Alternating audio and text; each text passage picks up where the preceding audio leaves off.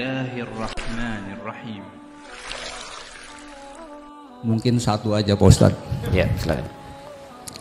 Jadi pertanyaan saya adalah di surat 63 ayat 10 yang kira-kira di Al-Munafikun ya. Di dekat di akhir-akhir ayat itu, jadi orang yang sudah akan meninggal, dia kalau bisa dikasih kesempatan kira-kira ingin bersedekah Pak Ustadz. Jadi pertanyaan saya, kenapa ya sedekah itu yang dia ingat gitu loh, bukan yang lain gitu Pak Ustadz. Itu aja. Terima kasih. Assalamualaikum warahmatullahi wabarakatuh. Kalimat Qur'annya kan fa'as-saddaqa wa aqam minas salihin wa la yu'akhirallahu nafsan ya idza jaa ajaluha. Baik. Jadi ada orang-orang yang saat diberikan kesempatan oleh Allah di dunia, dia tidak memaksimalkan kesempatan itu untuk berbuat baik. Dan tolong ingat ini ya, ini surah ayat masuk di surah Al-Munafiqun, orang munafik. Nah, sifat munafik itu dibagi dua oleh Quran. Ada memang orang-orang itu non-muslim dalam konteks kafir, tapi lebih banyak yang merasa beriman, masuk Islam, mengaku muslim, tapi tidak memanfaatkan keislamannya dengan baik. Misal, kalau non-muslim punya harta banyak tidak berzakat karena nggak punya iman. Tapi ini sudah masuk Islam, harta dititipkan oleh Allah, nggak mau zakat. Kalau non-muslim tidak mau sholat, nggak beriman. Tapi ini sudah beriman, nggak mau sholat. Jadi sebetulnya apa yang ada dalam jiwamu gitu kan? Itu kalau bahasa-bahasa Quran itu. Seakan-akan iman tuh nggak sampai ke hatinya, cuma di mulutnya aja mengatakan saya muslim. Tapi karena nggak sampai ke jiwanya, tidak teresapi. Itu diantaranya ada di Quran surah 49 ayat ke-14. Kan qalatil a'rabu amanna, orang-orang Arab Badui mengatakan saya beriman. Kul katakan Muhammad lam tu'minu, kalian belum serius imannya, belum beriman dengan serius. Walakin qulu aslamna, cukup katakan baru masuk Islam. Islam itu kan baru bersyahadat. Walamma yadkhulul imanu fi qulubikum, sedangkan imannya enggak masuk ke hati, jadi cuma di lisan aja. Muslim ya, muslim. Beriman, beriman. Kok enggak salat? Ya itu kan urusan saya dengan Allah. Ya. Om, ke masjid yuk. Duluan aja. Dia emang nggak tahu masjidnya? Enggak, baik. Nggak mau masuk surga? Masjid aja nggak tahu, apalagi surga. Misal gitu kan? Nah, ini ada orang-orang seperti itu tuh yang susah gitu kan? Padahal sudah beriman. Wa fi adanihim waqra, Quran surah ke-6 ayat ke-25. Di telinganya ada sumbatan. Jadi kalau kayak konser, kayak macam-macam tuh gampang kedengarannya. Tapi suara adzan yang di samping rumahnya nggak kedengeran Pak. Nggak kedengeran itu ya. Bahkan matanya terhalang. Saking sayangnya Allah, kalaupun telinganya nggak dengar, itu hidayah datang lewat penglihatan. Lihat orang sholat, lihat masjid, nggak bisa lihat. Ya, sampai hatinya nggak bisa mencerna. Turun Quran surah kedua ayat ke-7 itu, posisi paling kanan sebelah atas. Khatamallahu ala qulubihim wa ala sam'ihim wa ala absarihim ghishawah. Nah, sebagian orang itu orang-orang munafik, ayat ke-8-nya. Wa minan nasi may yaqulu amanna billahi wa bil yaumil akhir wa ma hum bimu'minin. Tahu dari mana orang munafik itu, sifat munafiknya dan bahasa munafiknya? Quran surah keempat ayat 142, posisi paling kanan di sebelah atas itu. Innal munafiqina yukhadi'una Allah wa huwa khadi'uhum wa idza qamu ila sholati qamu kusala. Jadi ada orang munafik juga, mohon maaf, yang dia itu bukan hanya dari kalangan kafir, tapi dari kalangan orang-orang yang mengaku beriman kepada Allah Subhanahu wa taala. Diberikan kesempatan dunia, tenaga nggak mau ibadah, dengan harta nggak mau sedekah dan sebagainya. Nah, apa yang terjadi? Ternyata orang-orang ini, apalagi kalau sifat munafik ini bukan cuma tidak mengerjakan ibadah, tapi juga menghambat orang lain untuk ibadah. Itu yang paling bahaya. Itu tingkat munafik tertinggi. Tingkat munafik tertinggi. Ya. Jadi kalau ada orang munafik mengaku muslim, tapi kemudian menghambat orang ibadah, dan bahkan mengingkari ayat Quran, bahkan minimal mengolok-oloknya, itu paling bahaya. Itu ada di Quran surah keempat ayat 140, posisi paling kiri sebelah bawah. Ada yang begitu. Hati-hati. وَقَدْ نَزَّلَ عَلَيْكُمْ فِي الْكِتَابِ أَنْ إِذَا سَمِعْتُمْ آيَاتِ اللَّهِ يُكْفَرُ بِهَا وَيُسْتَهْزَأُ بِهَا فَلَا تَقْعُدُوا مَعَهُمْ حَتَّى يَخُوضُوا فِي حَدِيثٍ غَيْرِهِ إِنَّكُمْ إِذًا مِثْلُهُمْ إِنَّ اللَّهَ جَامِعُ الْمُنَافِقِينَ وَالْكَافِرِينَ فِي جَهَنَّمَ جَمِيعًا. Kalau Anda pernah mendengar orang-orang berbicara komentar tentang ayat-ayat Allah, tapi dia simpangkan maknanya. Pandai bicara tentang Al-Quran, cuman dijadikan dalil untuk menyimpangkan orang dari ketentuan Islam. Apa Bapak pikir orang yang bicara semua agama sama itu non-muslim? Ada yang mengaku muslim. Bapak-bapak, ibu sekalian, sebetulnya semua agama itu sama. Mengajak pada Tuhan yang sama, cuman caranya beda-beda. Siapa yang bicara itu? Bukankah ada yang mengaku muslim?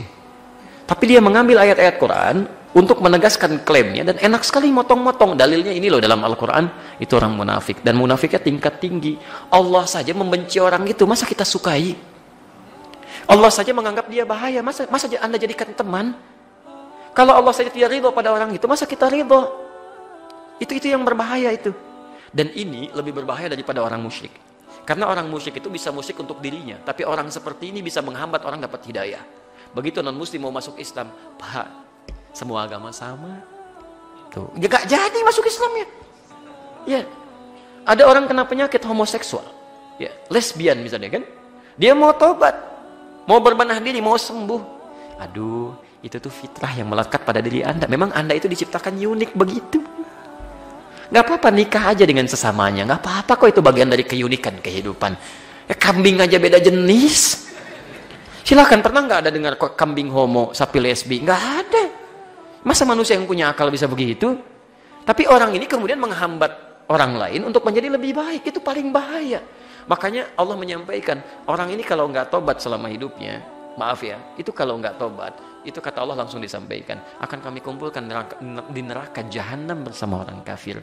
Dan yang paling menarik, orang ini masuk neraka jahanam duluan dibanding orang kafir.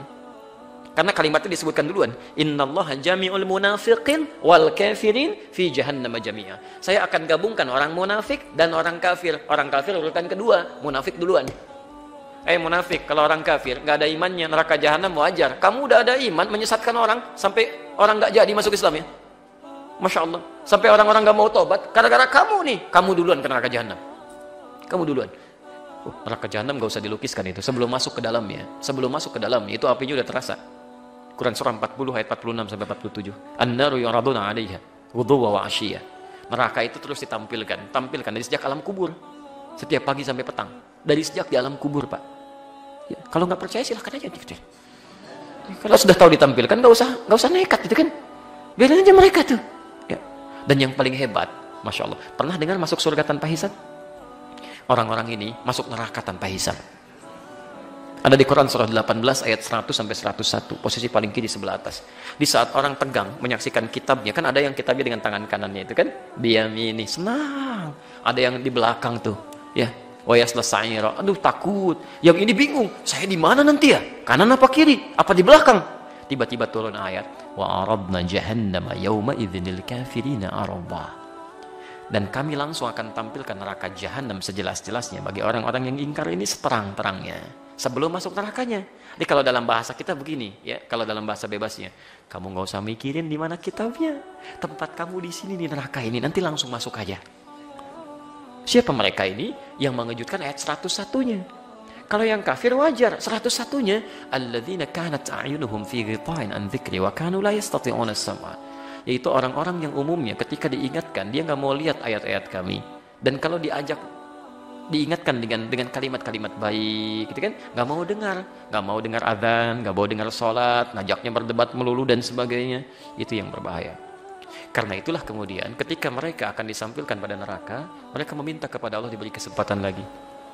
Ya Allah, tolong ya Allah, beri tangguh sedikit aja, ya sedikit aja ya Allah, mohon ya Allah. Fa asaddaqa wa aqum minas salihin.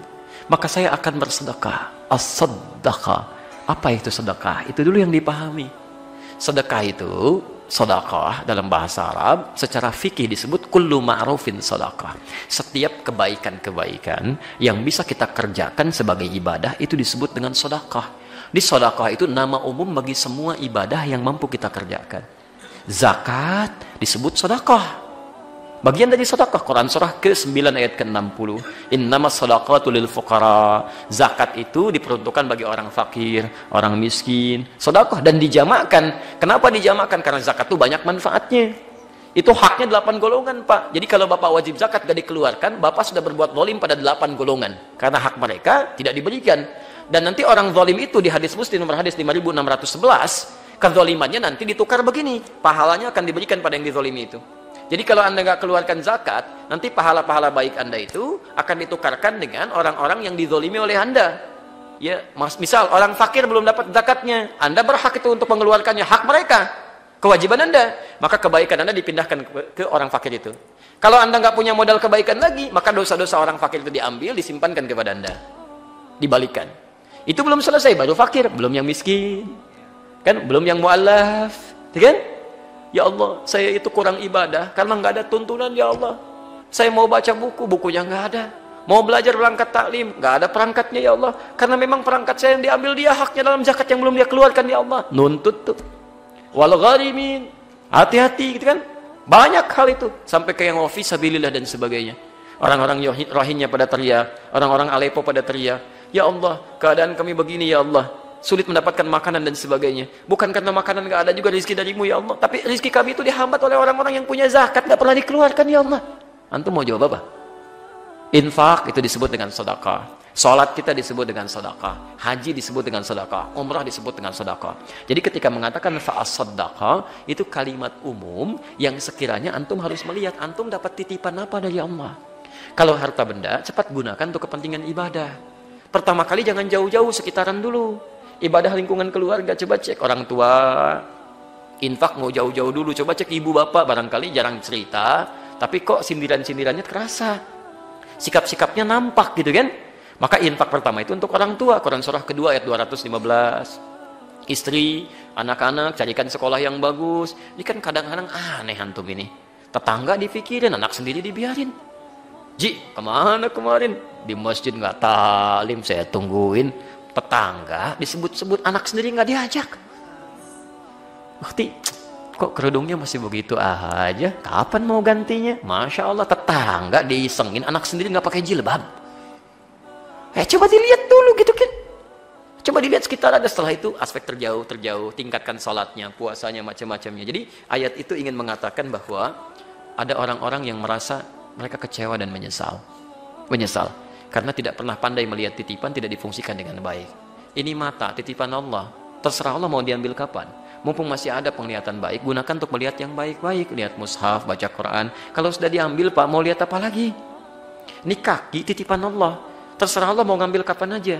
Mumpung masih ada, gunakan yang baik-baik. Ada orang kakinya lumpuh, masih mau ke masjid. Antum masih pada sehat, belum mau melangkah juga. Saking sayangnya Allah, sepeda dikasih, motor dikasih, mobil dikasih. Kalau hujan nggak bocor gitu kan, silakan. Ada orang nggak punya sepeda, nggak punya mobil, ya nggak punya, bahkan kendaraan aja nggak ada. Jalan kaki ke masjid, jarak rumahnya 1 kilo, masih ke masjid jalan kaki. Ya Allah. Nah, saya kira itu Pak Arif ya. Halo, ya.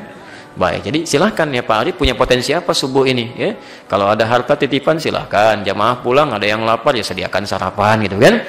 Kalau ada buku lebih ya silahkan infakkan ya. Itu ada potensi ya, fa'akum minas sholihin, dan supaya diberi kesempatan untuk mengerjakan amal soleh. Jelas ya? Baik, itu contoh saja ya, terserah Pak Arif mau dikerjakan atau tidak kan, itu hal yang lain ya. Cukup ya? Baik. Supaya ada kesempatan sholat syuruk, jadi saya akhiri dulu untuk pertanyaan ini. Kita berjumpa di kesempatan berikutnya. Teman-teman sekalian, jika ada yang benar, itu petunjuk dari Allah dan Rasulnya sebagai gambaran untuk kita amalkan tanpa harus kita tunda. Tapi kalau ada kesalahan dari apa yang saya sampaikan, itu mutlak kesalahan saya pribadi. Tolong maafkan saya, dan tolong tinggalkan pendapat saya yang keliru. Langsung ambil saja pendapat Ustadz yang lebih baik, tanpa harus diperdebatkan dan buang-buang waktu dan tenaga kita. Jelas sampai sini? Baik, subhanakallahumma wa bihamdika asyhadu an la ilaha illa anta astaghfiruka wa atubu ilaik wa akhiru da'wana alhamdulillahi rabbil alamin wal 'afwu minkum. Assalamualaikum warahmatullahi wabarakatuh.